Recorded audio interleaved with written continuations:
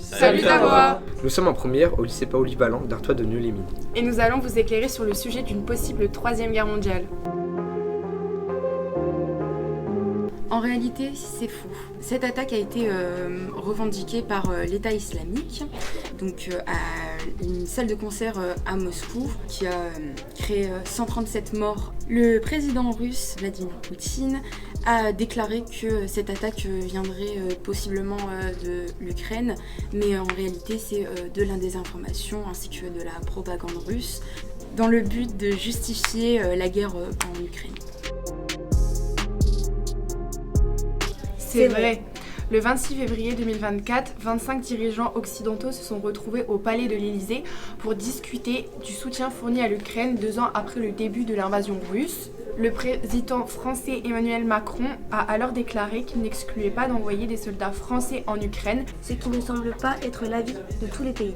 En effet, le chancelier allemand Olaf Scholz ou encore le président américain Joe Biden se refusent à envoyer de l'aide sur le sol ukrainien.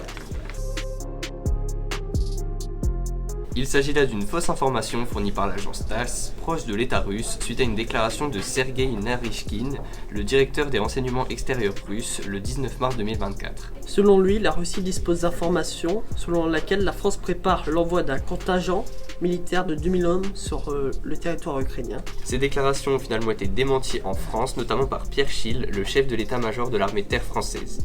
Il évoque le 19 mars une manœuvre de propagande orchestrée par l'État russe. Vrai, l'Ukraine en elle-même ne fait pas partie de l'OTAN. L'OTAN, c'est l'organisation du traité Atlantique Nord.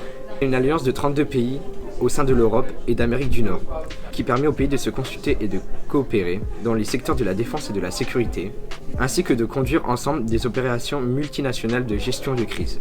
Donc si la France s'implique dans le conflit, la Russie attaquera la France et un mécanisme de solidarité de l'OTAN s'activera, ce qui ferait donc une troisième guerre mondiale.